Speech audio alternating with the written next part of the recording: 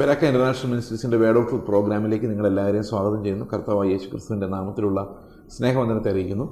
നമ്മൾ കുറേ നാളുകളായിട്ട് കർത്താവിൻ്റെ വചനം പഠിക്കുകയായിരുന്നു. ഓരോ പുസ്തകങ്ങളെ ബേസ് ചെയ്തും അതുപോലെ കർത്താവിൻ്റെ വചനത്തിൻ്റെ വ്യാഖ്യാനങ്ങളിലൂടെ എല്ലാം നമ്മൾ ഉപദേശങ്ങളെക്കുറിച്ച് പഠിക്കുകയായിരുന്നു.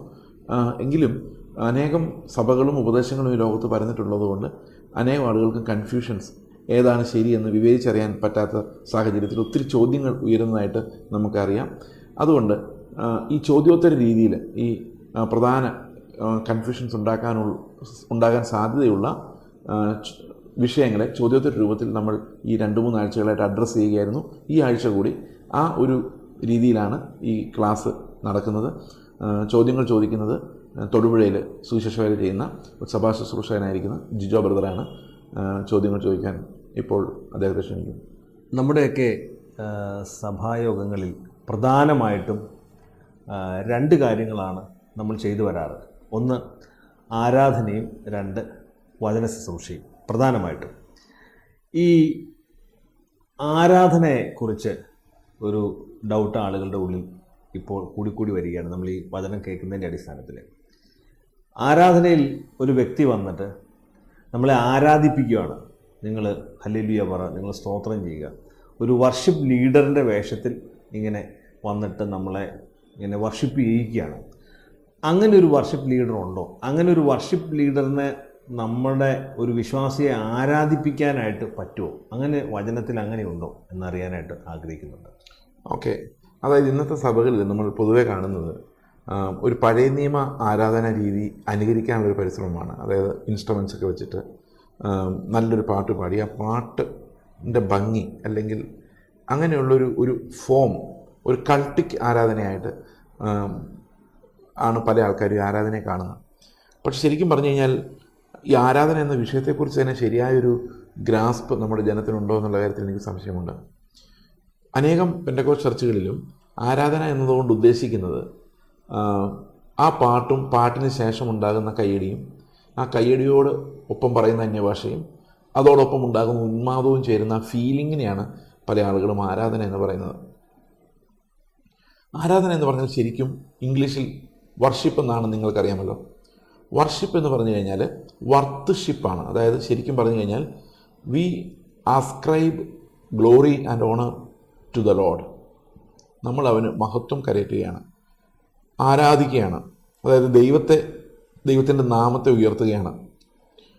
ശരിക്കും പുതിയ നിയമത്തിൻ്റെ ആരാധന കർത്താവായ കുഞ്ഞാടിൻ്റെ യോഗ്യതകളെ അടിസ്ഥാനപ്പെടുത്തിയുള്ളതാണ്. അപ്പോൾ കർത്താവായ കുഞ്ഞാട്, നമുക്ക് വേണ്ടി അറുക്കപ്പെട്ട കുഞ്ഞാട് യോഗ്യൻ, സ്വർഗത്തിൽ പാടുന്ന പുതിയ പാട്ട്, ആ പുതിയ പാട്ടാണ് പുതിയ നിയമ ആരാധനയുടെ അടിസ്ഥാനം. അതായത് കുഞ്ഞാടിന് മുമ്പിൽ വണങ്ങി നമസ്കരിക്കുന്ന ദൂതന്മാർ. പക്ഷെ ഇന്ന് സഭകളിൽ കാണുന്ന കാഴ്ച എന്ന് പറയുന്നത്, ഇന്ന് പ്രധാനപ്പെട്ട പ്രശ്നം എന്ന് പറയുന്നത്, ദൈവത്തെ ഇന്നത്തെ സഭകൾ കാണുന്നത് തന്നെ കോമൺ ഗ്രേസ്, അതായത് രക്ഷയുമായി ബന്ധമില്ലാത്ത കൃപകളുടെ ഒരു വ്യാപാര സ്ഥലമായിട്ടാണ്. വയറുവേദന മാറാൻ വേണ്ടി പ്രാർത്ഥിക്കുന്നു, വയറുവേദന മാറുന്നു, അത് രക്ഷയുമായി ബന്ധമില്ല.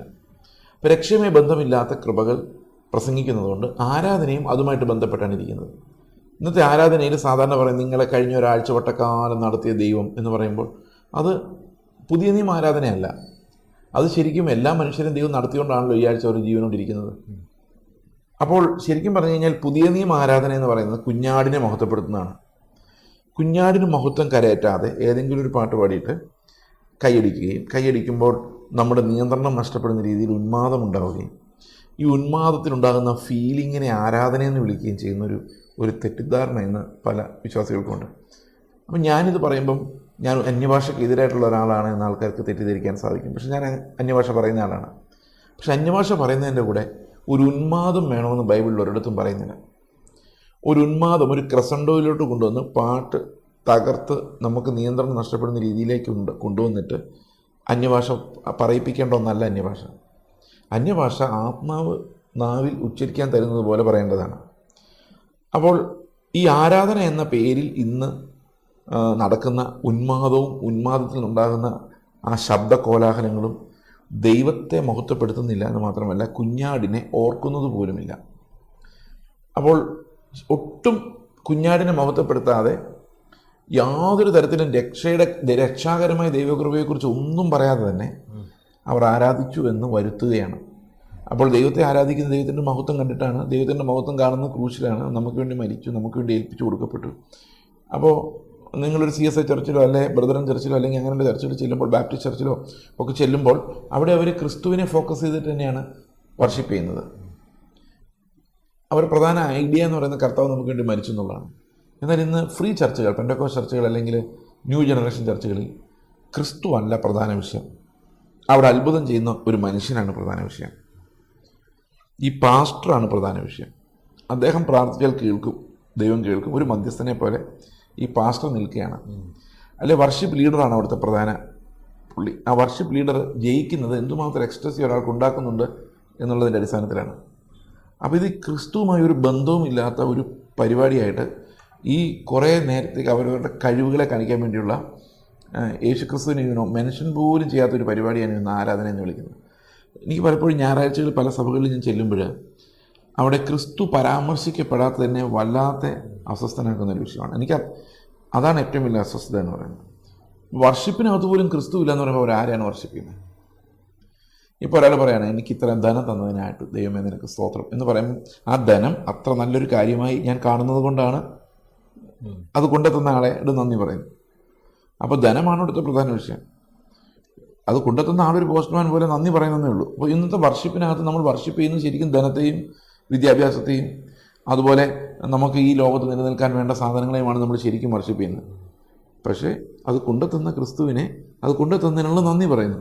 അടുത്ത ആഴ്ചയും കൊണ്ടുതരണം എന്ന് പറയുന്നു. ഇനിയും കൂടുതൽ കൊണ്ടുതരണമെങ്കിൽ നിനക്ക് പുകഴ്ത്തി പറയാനാണെങ്കിൽ ഞങ്ങൾ പുകഴ്ത്തി പറഞ്ഞേക്കാം, ഇതെല്ലാം കർത്താവ് തന്നാണ്, അടുത്ത ആഴ്ച നീ തരണം. അപ്പം ഇതൊരു മനുഷ്യ സ്വാർത്ഥതയിൽ നിന്നും മനുഷ്യൻ നല്ലതെന്ന് വിചാരിക്കുന്ന കാര്യങ്ങൾ ബേസ് ചെയ്തിട്ടാണ് ഇന്ന് പല സഭകളിലും ആരാധന നടക്കുന്നത്.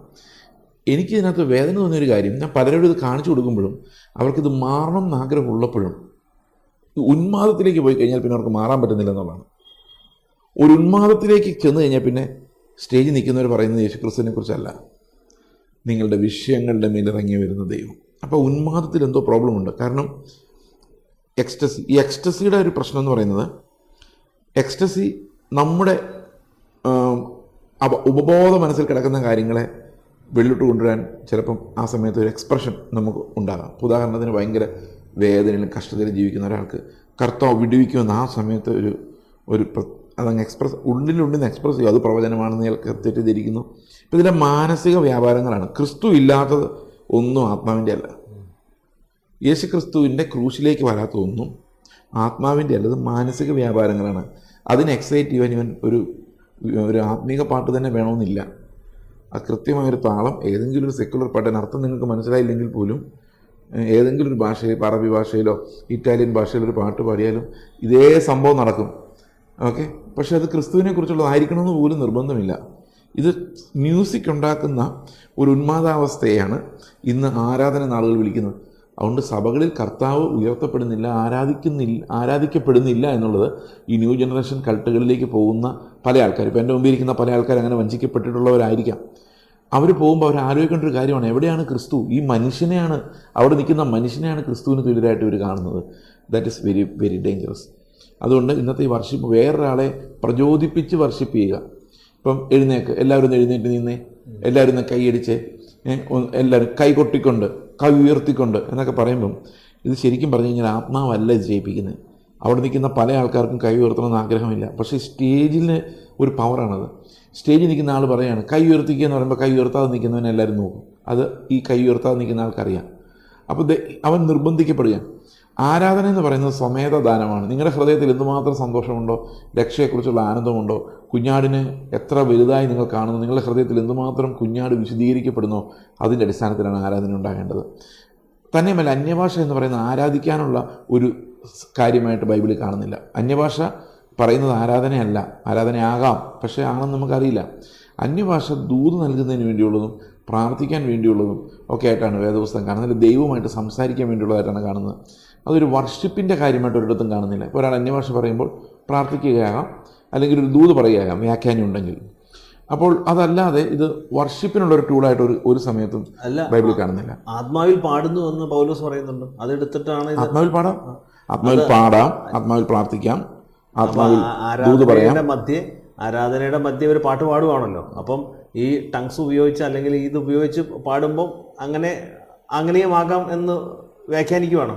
ഓക്കെ. അതിൻ്റെ പ്രോബ്ലം എന്താണെന്ന് വെച്ച് കഴിഞ്ഞാൽ കുഞ്ഞാടിനെ ഉയർത്താത്ത ആരാധനകൾ. അപ്പം അന്യഭാഷകളുടെ ആരാധിച്ച് കൂടാന്ന് ഞാൻ പറഞ്ഞിട്ടില്ല. അതായത് അന്യഭാഷ കൊണ്ട് പ്രാർത്ഥിക്കുകയോ പാടുകയോ സ്തോത്രം ചെയ്യുകയോ ദൂത് കൊടുക്കുകയോ എന്ത് വേണമെങ്കിലും ചെയ്യാം. പക്ഷേ ബേസിക്കലി അന്യഭാഷ ആരാധനയ്ക്കുള്ള ഒരു ഉപകരണമായി ബൈബിളിൽ കാണിക്കുന്നില്ല. ഓക്കെ എന്ന് വിചാരിച്ചാൽ അങ്ങനെ ചെയ്യരുതെന്നല്ല. പക്ഷേ ചുരുക്കി പറഞ്ഞ എങ്ങനെയാണ്, അന്യഭാഷയിൽ ഒരാൾ സംസാരിച്ചു എന്ന് വിചാരിച്ച് അത് ആരാധനയാകണമെന്ന് യാതൊരു നിർബന്ധവുമില്ല. ഇതാണ് ഞാൻ ഉദ്ദേശിച്ചത്. അതായത് ടങ്സിലൂടെ സംസാരിച്ചു കഴിഞ്ഞാൽ അത് ആരാധനയാവണമെന്നില്ല. ഒരു പക്ഷേ പ്രാർത്ഥിക്കാതിരുന്നിരിക്കാം.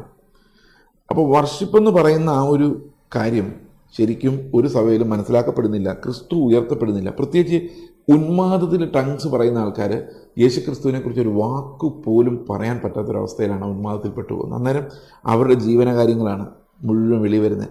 നിങ്ങളുടെ വിഷയങ്ങളിൽ മേൽ ഇടപെടുന്ന ദൈവം അതാ വരുന്നത്. So it's A frustration buried inside your heart coming out. അതാണ് ഇതിനകത്തെ പ്രശ്നം. ഇതൊന്നും വർഷിപ്പല്ല എന്നുള്ളതാണ് എൻ്റെ അഭിപ്രായം. ഈ ആരാധനയെക്കുറിച്ച് ഇങ്ങനെ പറയുന്നതിനിടയിൽ എൻ്റെ ഒരു വ്യക്തിപരമായ ചോദ്യമാണ്. ഞാൻ പലപ്പോഴും ആരാധനയിൽ ദൈവസാന്നിധ്യം അനുഭവിച്ചിട്ടുണ്ട്. എന്നാൽ ചിലപ്പോൾ ദൈവസാന്നിധ്യം അനുഭവിക്കാതിരുന്നിട്ടുണ്ട്. ഈ അനുഭവിക്കാതിരിക്കുമ്പോൾ ഇന്ന് ആരാധന ഒട്ടും ശരിയായില്ല, ഇന്ന് ആരാധന ഒരു പവറായില്ല, കാരണം ഒരു സാന്നിധ്യം എനിക്ക് കിട്ടുന്നില്ല. അപ്പം ചില ദിവസങ്ങളിൽ നമ്മൾ ആരാധിക്കുമ്പോൾ സാന്നിധ്യമുണ്ട്, ചില ദിവസങ്ങളിൽ ആരാധിക്കുമ്പോൾ സാന്നിധ്യമില്ല. അപ്പം ഒരു ഫീലിങ്ങിൻ്റെ ബേസിൽ ഇപ്പം ചില ദിവസങ്ങളിൽ എനിക്ക് അങ്ങനെ ആ ഒരു സാന്നിധ്യത്തിൻ്റെ ഫീല് കിട്ടിയില്ല. അപ്പോൾ ഇവിടെ ഈ ഫീലിനെ ബേസ് ചെയ്തുള്ള ഒരു ആരാധന ശരിക്കും പറഞ്ഞാൽ ഒരു കാഴ്ചയാലുള്ള ഒരു ഓഫറിങ് അല്ലേ? മീൻസ് എൻ്റെ അനുഭവങ്ങൾ എപ്പോഴും ഇങ്ങനെ മാറാമല്ലോ, അത് ശരിയാണോ? ശരിക്കും പറഞ്ഞാൽ കർത്താവ് പറഞ്ഞത് ആത്മാവിലും സത്യത്തിലും നമ്മൾ ദൈവത്തെ ആരാധിക്കുന്ന ഒരു കാലം വരുന്നതാണ്. ട്രൂത്തിനെ ബേസ് ചെയ്തിട്ടുള്ള ആരാധന, ഒരിക്കലും ഇമോഷൻസിനെ ബേസ് ചെയ്തിട്ടുള്ളതല്ല. ദൈവ സാന്നിധ്യം എന്ന് പറയുന്നൊരു ട്രൂത്താണ്. നമ്മളിത് ഫീൽ ചെയ്യുന്നത് വല്ലപ്പോഴുമാണ്. അത് നമ്മുടെ കുഴപ്പമാണ്. ശരിക്കും പറഞ്ഞു കഴിഞ്ഞാൽ ആ ദൈവം നമ്മൾ ഒരിക്കലും കൈവിടുന്നില്ല, ഒരിക്കലും നമ്മൾ വിട്ടുപോകുന്നില്ല. ദൈവ സാന്നിധ്യമില്ലാത്ത ഒരു സ്ഥലത്തും നമുക്ക് എത്താൻ പറ്റത്തില്ല. ദൈവത്തിൻ്റെ സാന്നിധ്യം എല്ലാ സമയത്തും എല്ലായിടത്തും ഉണ്ട്. ചിലപ്പോൾ ആൾക്കാർ പറയുന്നത് ദൈവത്തിൻ്റെ സാന്നിധ്യം ഇപ്പോൾ ഇറങ്ങി വരുന്നൊക്കെ പറയുമ്പോൾ ഞാൻ ആകെ അമ്പരുന്നു. കാരണം എൻ്റെ കൂടെ ദൈവമുണ്ട്, എൻ്റെ കൂടെ കർത്താവുണ്ട്, കർത്താവ് എൻ്റെ ഉള്ളിലുണ്ട്, അവൻ്റെ ജീവനാണ് ഞാൻ ജീവിക്കുന്നത് വിശ്വാസത്താൽ. അപ്പോൾ കർത്താവിൻ്റെ സാന്നിധ്യം ഇപ്പോൾ ഇറങ്ങി വരും എന്ന് പറഞ്ഞു കഴിയുമ്പോൾ പഴയ നിയമത്തിൽ അഗെയിൻ ഈ പഴയ നിയമത്തിൽ കർത്താവിൻ്റെ സാന്നിധ്യം പലപ്പോഴും അതിവിശുദ്ധ സ്ഥലത്തേക്ക് ഇറങ്ങി വരുന്നതിനെ ഓർമ്മിപ്പിച്ചുകൊണ്ടാണ് ഈ കയ്യടിയുടെ നടുവിലേക്ക് കർത്താവ് ഇറങ്ങി വരുന്നൊക്കെ പറയും. ശരിക്കും പുതിയ നിയമത്തിൽ കർത്താവിൻ്റെ പ്രോമിസ് എന്ന് പറയുന്നത് സാന്നിധ്യം എപ്പോഴും ഞാൻ നിങ്ങൾ ഒരു നാളും കൈവിടുകയില്ല എന്നുള്ള ഒരു പ്രോമിസ് ഉണ്ട്. അപ്പോൾ ഞാനത് കാണേണ്ടത് ദൈവത്തിൻ്റെ വാഗ്ദത്തത്തെ ബേസ് ചെയ്തിട്ടാണ്. എന്താണ് ദൈവത്തിൻ്റെ വാഗ്ദത്തം? ഒരിക്കൽ നാളും എന്നെ കൈവിടുകയില്ല. അപ്പോൾ ദൈവത്തിൻ്റെ സാന്നിധ്യം ഒരിക്കലും എന്നിൽ നിന്ന് മാറുന്നില്ല. I'm always living in his presence. പക്ഷെ എനിക്കത് തോന്നാത്തത് എൻ്റെ പാപം കാരണമാണ്. അപ്പോൾ എൻ്റെ ഫീലിങ്ങിനെ ബേസ് ചെയ്തല്ല ഞാൻ ദൈവത്തെ ആരാധിക്കുന്നത്. ഞാൻ കർത്താവിൻ്റെ പറയുന്ന കർത്താവ് എനിക്ക് തോന്നിയാലും ഇല്ലെങ്കിലും നീ എൻ്റെ കർത്താവായതിനാൽ, നിൻ്റെ പ്രസൻസ് എനിക്ക് അനുഭവപ്പെട്ടാലും ഇല്ലെങ്കിലും നീ എന്നെ ഒരിക്കലും വിട്ടുപോകില്ല എന്ന് വാഗ്ദത്തം ചെയ്തിരിക്കുന്നതിനാൽ, ഞാൻ പാപിയായിരിക്കെ നരകയോഗ്യനായിരിക്കെ ഞാൻ നശിച്ചു പോകാൻ എന്നെ വിടാതെ നീ എന്നെ രക്ഷിച്ചതിനാൽ, നീ എനിക്ക് പകരം കാൽവരി ക്രൂശിൽ മരിച്ചതിനാൽ നീ എത്ര വലിയ ദൈവമാണെന്ന് എനിക്ക് മനസ്സിലായി. ആ നിൻ്റെ ഓസംനെസ്, ആ God's awesomeness is making me worship you. അപ്പോൾ അത് ആ ഒരു തോട്ട് പ്രോസസ്സിലേക്കാണ് നമ്മൾ വർഷിപ്പിനെ സംബന്ധിച്ച് വരുന്നത്. സാന്നിധ്യമല്ല അടുത്ത കാര്യം. സാന്നിധ്യം എന്ന് പറയുന്ന ഒരു മെറ്റാഫിസിക്കൽ എക്സ്പീരിയൻസ് ആണ്. അത് എന്താ പറയുന്നത്, തീർത്തും നിർവചിക്കാൻ പറ്റുന്ന ഒരു കാര്യവുമല്ല. അതുകൊണ്ട് ഒരു പാട്ട് കേട്ടപ്പോൾ പണ്ടൊക്കെ ഞാൻ ചിന്തിച്ചിട്ടുണ്ട്, കാത്തലിക് ചർച്ചിലേക്ക് ചെല്ലുമ്പോൾ അവിടുത്തെ അന്ന് ഞാൻ വിഗ്രഹാരാധിയായിരുന്ന സമയത്ത് യേശുക്രിസ്തുവിൻ്റെ മുഖമൊക്കെ ഇങ്ങനെ അടിച്ച് തകർത്തൊക്കെ ആയിട്ട് ഒരു ക്രൂശിൽ കിടക്കുന്നത് കാണുമ്പം ഇവിടെ വിശുദ്ധമായ സ്ഥലം പോലെ തോന്നും. CSI പള്ളിയൊക്കെ ചെല്ലുമ്പോൾ ഓർഗൻ്റെ ആ ഓർഗൻ്റെ ട്യൂൺ കേൾക്കുമ്പോൾ ഞാൻ കർത്താവിൻ്റെ പ്രസൻസിലേക്ക് വന്ന പോലെ തോന്നും. ഇവിടെ ഓരോന്നിനും ഈ കർത്താവിൻ്റെ പ്രസൻസ് എവിടെയായാലും ഏത് മതത്തിലായാലും ഒരുപക്ഷെ അമ്പലത്തിലെ മണിയടിയായിരിക്കാം, അല്ലെങ്കിൽ ചർച്ചിലെ കിലുക്കങ്ങളോ പുകയോ കുന്തിരിക്കമോ ഒക്കെ, ഇതൊക്കെ സാന്നിധ്യമെന്ന് ആൾക്കാർ വിശ്വസിക്കുന്നത്. പക്ഷേ പുതിയ നിയമത്തെ സംബന്ധിച്ച് ഇത് ഇങ്ങനെയുള്ള സാന്നിധ്യത്തെക്കുറിച്ച് അല്ല നമ്മൾ ചിന്തിക്കുക. ദൈവം ഒരിക്കലും നമ്മൾ വിട്ടുപിരിയാത്ത ക്രിസ്തു എപ്പോഴും അവൻ്റെ സാന്നിധ്യം നമുക്ക് തന്നിരിക്കുന്നു. അത് അനുഭവിക്കേണ്ടത് വിശ്വാസത്താലാണ് എന്നുള്ളതാണ്. അതെ, ഒരിക്കൽ ഇത് എക്സ്പീരിയൻസ് ചെയ്ത് കഴിഞ്ഞാൽ പിന്നെ അടുത്ത എൻ്റെ ഫോക്കസ് എന്ന് പറയുന്നത്, എൻ്റെ എയിം എന്ന് പറയുന്നത് ആ എക്സ്പീരിയൻസ് പിന്നെ എനിക്ക് കിട്ടുക എന്നുള്ളതാണ്. എൻ്റെ വർഷിപ്പിൻ്റെ ആ എയിം പയ്യെ പയ്യെ ഈ സാന്നിധ്യത്തിലേക്ക് മാറിപ്പോയി. ഈ ഫെയ്ത്തിൽ നിന്ന് ഞാൻ ഈ ഫെയ്ത്തിൻ്റെ ആഫ്റ്റർ ഇഫക്റ്റ് ആണല്ലോ, മീൻസ് ഈ എക്സ്പീരിയൻസ് ചിലപ്പോൾ കിട്ടിയേക്കാം, ചിലപ്പോൾ നമ്മുടെ ശരീരത്തിൽ അനുഭവിച്ചേക്കാം, ചിലപ്പോൾ അനുഭവിച്ചൊന്നും വരില്ലായിരിക്കാം. എന്നാലും ഈ ഫോക്കസ് എവിടെയോ മാറിപ്പോകുന്നതായിട്ട്. അതായത് ഉന്മാദം എന്ന് പറയുന്നത് രസകരമായ ഒരു പരിപാടിയാണ്. ഉന്മാദം, ഈ കൈയടിച്ച് നല്ലപോലെ കൈയടിച്ചാൽ ഉന്മാദം ഉണ്ടാകും. ഉന്മാദം എന്ന് പറഞ്ഞാൽ നമ്മളെവിടെ ഇരിക്കും നമ്മൾ മറന്നു പോവുക, ഒരു പറന്നു പോകുന്നൊരു അറ്റ്മോസ്ഫിയർ ഉണ്ടാവുക, ലൈറ്റ് വെയിറ്റ് ആയിട്ട് തോന്നുക, കൈയടിച്ചടിച്ചടിച്ച്. പണ്ട് എനിക്ക് അങ്ങനെ ഒരു പ്രാവശ്യം 1-2 പ്രാവശ്യം ഉണ്ടായിട്ടുണ്ട് എൻ്റെ ഓർമ്മ. അപ്പം അന്ന് നല്ലൊരു ടെമ്പറേച്ചറൊക്കെ ഉണ്ടായിരുന്നൊരു സമയത്ത് നല്ലപോലെ ഒന്ന് കൈയടിച്ച് ആ ഒരു കൺട്രോൾ ഇടുന്നൊരു മോമെൻറ്റ് കഴിഞ്ഞ് തിരിച്ചു വരുമ്പോഴേക്കും വേർത്ത് പനിയൊക്കെ വിട്ട് നല്ലൊരു ഒരു റീജുവനേറ്റഡ് ആയിട്ടുള്ളൊരു ഫീലിംഗ്. ഇത് തന്നെയാണ് ശരിക്കും കഞ്ചാവ് അടിക്കുന്നവർക്കും തോന്നുന്നത്. കാരണം എന്നാണ് ഞാനത് അടിച്ചു നോക്കിയിട്ടില്ല എന്ന് പറഞ്ഞാൽ ഞാൻ പറഞ്ഞ കാരണം ഈ മയക്കുമരുന്ന് പോലുള്ള കാര്യങ്ങൾ, അല്ലെങ്കിൽ ഈ തൽക്കാലം ഈ സിറ്റുവേഷനെ മറക്കാൻ വേണ്ടിയും ലൈറ്റായിട്ട് ഫീൽ ചെയ്യാൻ വേണ്ടിയും അതൊരിക്കലും അനുഭവിച്ചു കഴിഞ്ഞാൽ പിന്നെയും ആ ഫീലിംഗ് വേണമെന്ന് തോന്നും. അവിടെ ക്രിസ്തു ഉണ്ടാകണമെന്നില്ല. ഓക്കെ, പുതിയ നിയമ സത്യങ്ങളെക്കുറിച്ച് ഒന്നും അറിയണമെന്നും ഇല്ല. ഈ ഉന്മാദം വീണ്ടും അനുഭവിക്കുന്നത് നമ്മുടെ മാനസികാരോഗ്യത്തെ തകർക്കുന്ന ഒരു കാര്യമാണ്. ക്രിസ്തു തരുന്നതല്ലെങ്കിൽ, ക്രൈസ്റ്റ് സെൻട്രിക് അല്ലെങ്കിൽ തുടർച്ചയായി ഉന്മാദം, അത് കഞ്ചാവ് കൊണ്ടുണ്ടായാലും പാട്ടുകൊണ്ടുണ്ടായാലും മാനസികാരോഗ്യത്തെ തകർക്കുന്ന ഒരു കാര്യം തന്നെയാണ്. അത് അപകടകരമാണ്. ശരിക്കും പറഞ്ഞു കഴിഞ്ഞാൽ അപകടകരമായ കാര്യമാണ്. അത് താൽക്കാലികമായ ആശ്വാസം തരുന്നുണ്ട്, കാരണം ഈ ലൈറ്റ് ഫീലിംഗ് ഉണ്ടാകുന്നത്. അപ്പോൾ അത് മനസ്സിൻ്റെ ഒരു പ്രതിഭാസമാണ്. ക്രിസ്തു ഇല്ലെങ്കിൽ, if Christ is the centre of it, നമുക്ക് എന്ത് അനുഭവം ഉണ്ടായാലും നല്ലതാണ്. അത് എക്സ്പ്രസ് ആയാലും നല്ലതാണ്, ബോധം പോയാലും കുഴപ്പമില്ല. കാരണം കർത്താവാണ് ഇതിൻ്റെ സെൻറ്ററെങ്കിൽ ബോധം പോയാലും കുഴപ്പമില്ലെന്ന് വിശ്വസിക്കുന്ന ആളാണ് ഞാൻ. പക്ഷേ കർത്താവില്ലാത്ത എംപ്റ്റി എക്സ്റ്റസിസ് ഉണ്ടാക്കുന്നത് മ്യൂസിക്കും അതിൻ്റെ താളവും അതിൽ നിന്നുണ്ടാകുന്ന റിതവുമാണ്. അതും നല്ലൊരു കാര്യമല്ലെന്ന് മാത്രമല്ല, ഒരു സഭയുടെ ഫോക്കസ് തന്നെ ഇതിലേക്ക് മാറുന്നു. അപ്പോൾ അങ്ങനെ മാറിക്കഴിയുമ്പോൾ വർഷിപ്പ് മാത്രമല്ല, നമ്മൾ ഞായറാഴ്ച ചർച്ചിൽ പോയി കഴിഞ്ഞാൽ ഈ ഉന്മാദം ഉണ്ടായില്ലെങ്കിൽ അവർക്ക് എന്തോ മിസ്സായതുപോലെയാണ്. അപ്പോൾ യേശുക്രിസ്തുവിനെ കുറിച്ചൊന്നും പറഞ്ഞില്ല, മിസ്സാവുന്നില്ലൊന്നും. രക്ഷയെക്കുറിച്ചൊന്നും ഓർത്തില്ല, അതൊന്നും മിസ്സാവുന്നില്ല. മിസ്സാകുന്നത് ഈ എക്സ്റ്റാറ്റിക് എക്സ്പ്രഷൻസ് ആണ്. അത് തന്നെയാണ് ഇത് ഒരു പരിധി വരെ വ്യാജമാണ്. നമുക്ക് 100% വ്യാജമെന്ന് പറയാൻ പറ്റില്ല. കാരണം കർത്താവിനും ഇങ്ങനൊരു എക്സ്പ്രസ് ഉണ്ടാക്കി തരാൻ പറ്റും. But that will be spiritual and it will be healthy. പക്ഷെ ക്രിസ്തു ഇല്ലാത്ത എംപ്റ്റി എക്സ്റ്റസീസ് അത് അപകടകരമാണ്, മാനസികമായി നല്ലതല്ല. എവിടെ നിന്നാണ് അപ്പം നമുക്ക് ഈ തെറ്റായ ഈ കപട ഉപദേശങ്ങൾ അല്ലെങ്കിൽ കപട സ്ട്രാറ്റജീസ് ഈ നമ്മുടെ ഈ പെന്തക്കോസ്റ്റൽ ചർച്ചകളിലേക്ക് എങ്ങനെയാണത് വരുന്നത്? ഓക്കെ, അതിൽ പ്രധാനപ്പെട്ട കാര്യം എന്ന് പറഞ്ഞു കഴിഞ്ഞാൽ ഒത്തിരി കൾട്ടുകൾ, ഉപദേശങ്ങൾ വ്യാപരിക്കുന്നുണ്ട്. ഇപ്പോൾ ഒത്തിരി പേരും ചോദിച്ചിട്ടുള്ളൊരു ചോദ്യമാണ് ഗേറ്റ് മിനിസ്ട്രീസ് എന്ന ഒരു കൾട്ടിനെ കുറിച്ച്. അപ്പോൾ ഞാനതിനെക്കുറിച്ച് കഴിഞ്ഞ ഒരു 3-4 ആഴ്ച മുമ്പ് പരാമർശിക്കുകയും ചെയ്തിരുന്നു. ഗേറ്റ് മിനിസ്ട്രീസ് ഇതൊരു ഹൈപ്പർ ഡിസ്പെൻസേഷണൽ കൾട്ട് എന്നാണ് ഇതിനെ വിളിക്കുന്നത്. ഹൈപ്പർ ഡിസ്പെൻസേഷണൽ കൾട്ട്, ഈ ഡിസ്പെൻസേഷണലിസം എന്ന് പറയുന്ന ഒരു ദുരുപദേശം പെന്തക്കോസ്റ്റിലും ബ്രദറുകാരാണ് ഇത് തുടങ്ങി വെച്ചത്. ഈ ബ്രദറിനിലും പെന്തക്കോസ്റ്റിലും ചില ഏരിയയിലുമുള്ള, എല്ലായിടത്തുമല്ല ഉള്ള ഒരു ദുരുപദേശമാണ് ഡിസ്പെൻസേഷണലിസം എന്ന് പറയുന്നത്. അപ്പോൾ കൃപായുഗം, സഭായുഗം, അല്ലേ, അത് രണ്ടും ഒന്നാണ്. ഇങ്ങനെ 7 യുഗങ്ങളായിട്ട് ഇതിനെ തിരിച്ചിട്ട് 7 യുഗങ്ങൾ ആയിട്ട് കർത്താവ് 7 രീതിയിൽ മനുഷ്യരോട് ഇടപെടുന്ന ഒരു പ്രത്യേകതരം വ്യാഖ്യാന രീതിയാണ് ഈ ഡിസ്പെൻസേഷണലിസം എന്ന് പറയുന്നത്. ഡിസ്പെൻസേഷൻ ഓഫ് ഗ്രേസ്, അതായത് കൃപയുടെ വിതരണം, ഡിസ്പെൻസിങ് ഓഫ് ഗ്രേസ്, അത് 7 രീതിയിൽ ആണ് അവർ അവതരിപ്പിക്കുന്നത്. അപ്പോൾ ഇതിനകത്തുള്ളൊരു പ്രോബ്ലം എന്ന് പറഞ്ഞാൽ അതെങ്ങനെ അവതരിപ്പിച്ചാലും നമുക്ക് കുഴപ്പമില്ല. പക്ഷേ പ്രോബ്ലം എന്താണെന്ന് വെച്ച് കഴിഞ്ഞാൽ വേദപുസ്തകത്തിൻ്റെ the whole of the Bible എന്നുള്ള ആശയത്തെ ഇത് കോംപ്രമൈസ് ചെയ്യുന്നതാണ്. ഉദാഹരണത്തിന് dispensationalism, light form of dispensationalism, അതാണ് ഇന്ന് ബ്രദറിനിലും പെന്തക്കോസ്റ്റിലൊക്കെ സാധാരണ കാണുന്നത്. അവർ പറയുന്നതനുസരിച്ച് വെളിപ്പാട് പുസ്തകത്തിൻ്റെ 4-ാം അധ്യായം മുതൽ അവസാനം വരെയുള്ള ഭാഗങ്ങൾ, അതായത് കുഞ്ഞാടിൻ്റെ കല്യാണത്തിന് മുമ്പുള്ള കാര്യങ്ങൾ വരെയുള്ള അധ്യായങ്ങൾ നമുക്ക് ഉള്ളതല്ല. അത് നമ്മൾ വായിച്ചില്ലെങ്കിലും കുഴപ്പമൊന്നുമില്ല. പക്ഷെ അവർ വായിക്കുന്നുണ്ട്, പഠിപ്പിക്കുന്നുണ്ട്, വേറെ കാര്യം. മത്തായിയുടെ സുവിശേഷത്തിൻ്റെ അവസാന ഭാഗങ്ങൾ നമുക്കുള്ളതല്ല. ലൂക്കോസിൻ്റെ സുവിശേഷം അവസാന ഭാഗം നമുക്കുള്ളതല്ല. അപ്പോൾ ഇങ്ങനെയൊക്കെ നമുക്കുള്ളതല്ല എന്ന് പറഞ്ഞ് മാറ്റിവെക്കുന്ന വേദഭാഗങ്ങൾ മണവാളൻ കന്യക എതിരേൽക്കാൻ പുറപ്പെടുന്നു, അല്ലെങ്കിൽ വലതുഭാഗത്തും ഇടതുഭാഗത്തുമായിട്ട് ചെമ്മരിയാടുകളെയും കോലാടുകളെയും വേർതിരിക്കുന്നു. ഇതൊന്നും നമുക്കുള്ളതല്ല, അതൊക്കെ യഹൂദന്മാർക്ക് പിന്നീട് വരുന്നതാണ്. ഇങ്ങനെയുള്ള വ്യാഖ്യാനങ്ങൾ വരാൻ കാരണം ബൈബിളിലെ ചില ഭാഗങ്ങൾ എനിക്കുള്ളതും ചില ഭാഗങ്ങൾ വേറൊരു ജാതിക്കുള്ളതും എന്ന് വിചാരിക്കുന്ന ഉപദേശം. അപ്പോൾ ഒരാളുടെ ഞാൻ ചോദിക്കുകയാണ്, ഇതെങ്ങനെ മനസ്സിലായത് ഇത് നമുക്കുള്ളതല്ലെന്ന്? അതവർക്കറിയത്തില്ല. അത് പല രീതിയിൽ വ്യാഖ്യാനിച്ച് കൊണ്ടുവന്ന്, പക്ഷെ അത് ഒരു പരിധി വരെ ഇവാഞ്ചലിക്കൽ സർക്കിൾസിൽ ടോളറേറ്റ് ചെയ്യപ്പെട്ടിട്ടുണ്ട്. കാരണം എന്തുകൊണ്ടെന്ന് വെച്ച് കഴിഞ്ഞാൽ അതുകൊണ്ട് അത്ര വലിയ അപകടം ഉണ്ടായിട്ടില്ല. എന്നാൽ ഈ ഹൈപ്പർ ഡിസ്പെൻസേഷനലിസം, ഗേറ്റ് മിനിസ്ട്രീസ്, ഹൈപ്പർ ഡിസ്പെൻസേഷനലിസം എന്ന് പറയുന്നത് അത് വളരെ എക്സ്ട്രീം ഫോമിലുള്ളൊരു ഡിസ്പെൻസേഷനലിസമാണ്.